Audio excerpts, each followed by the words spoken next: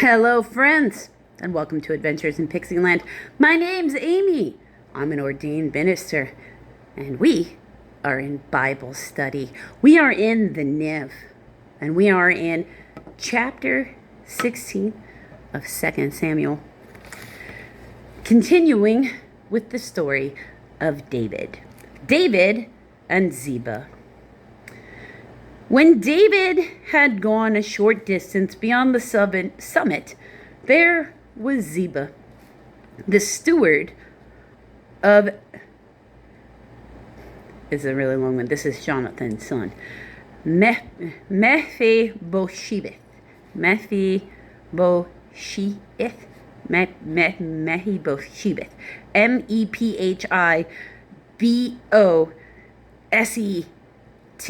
Probably butchering that, but it's the best I can figure with this sounding it out. Waiting to meet him. He had a string of donkeys saddled and loaded with 200 loaves of bread, 100 cakes of raisin, 100 cakes of figs, and a skin of wine. Well, that's quite a thing. The king asked Ziba, "Why have you brought these?" Ziba answered, "The donkeys are for the king's household to ride on.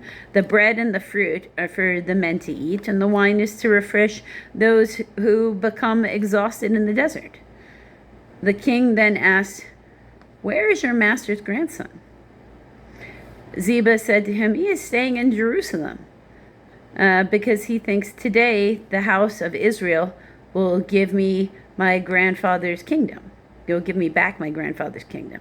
Then the king said to Ziba, "All that belonged to Mephibosheth is now yours." "I humbly bow," Ziba said. "May I find favor in your eyes, my lord the king." Shimei curses David. As King David approached Bahurim, Bahurim, a man from the same clan as Saul's family came out from there. His name was Shimei, son of Gera, Gera, and he cursed as he came out. He pelted David and all the king's officials with stones, though all the troops and the special guard were on David's right and left. As he cursed, Shimei said, "Get out! Get out! You man of blood, you scoundrel! The Lord has repaid you for all the blood you shed in the household of Saul, in whose place you have reigned. The Lord has handed the kingdom over to your son, Absalom. You have come to ruin because you are a man of blood." Because you're a warrior, whereas for Absalom is a charmer. Then Abishai, son of Zeruiah, Zeruiah, said to the king, "Why should this dead dog curse my lord the king? Let us go over and cut off his head." But the king said, what do you and I have in common, you sons of Zeruiah? Is he cursing because the Lord said to him, "Curse David"? Who can ask, why do you do this?" David then said to Abishai and his officials, My son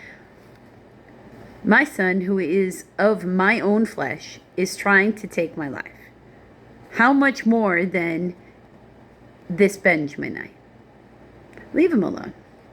Let him curse, for the Lord has told him to.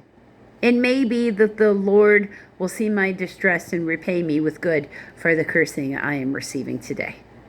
So David and his men continued along the road while Shimei was going along the hillside opposite him, cursing as he went and throwing stones at him and showering him with dirt. The king and all the people with him arrived at their destination exhausted, and there he refreshed himself. Right? I find that funny because I was having a moment, before this, in which I was quite frustrated, and more or less because somebody being a jerk, with this kind of same attitude. So it's more or less like, be more like David. Yeah. If God told him to do it, I couldn't stop it anyway, because it's not like I could stop the will of God. The advice of Hushai and Ahithophel. So Hushai, Shush, like hush, AI. Hushai, and Ahithophel, Ahithophel.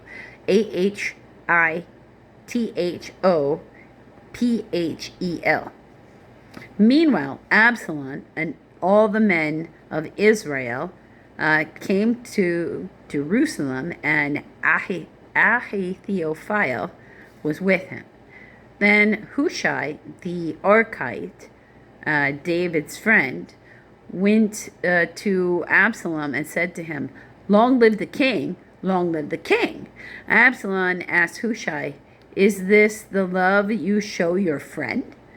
Why don't you go with your friend?"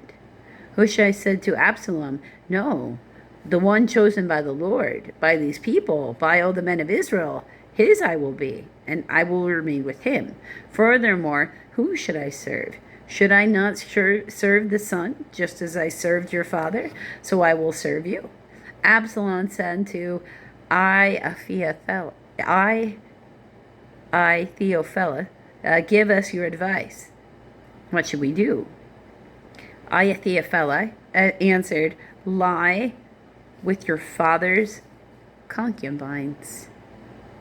Now that's very specifically in the Torah about not lying with your father's wives, because it disrespects your father. And, most of the time we're going, but it's your mom. No, they mean your stepmoms. Lie with your father's concubines, whom he left to take care of the palace.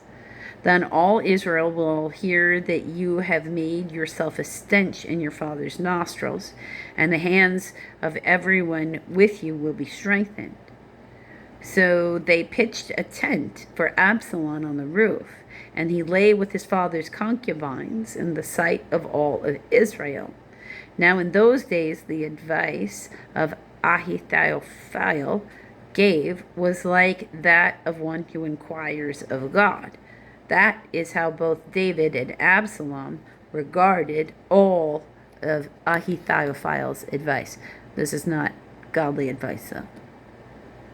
It's never godly advice for you to have sex with, your father's, like with your stepmoms. I don't care what age you were when they got married, they're still your stepmom. That's just weird. Ugh. We're going to see how this story continues in the next video, friends.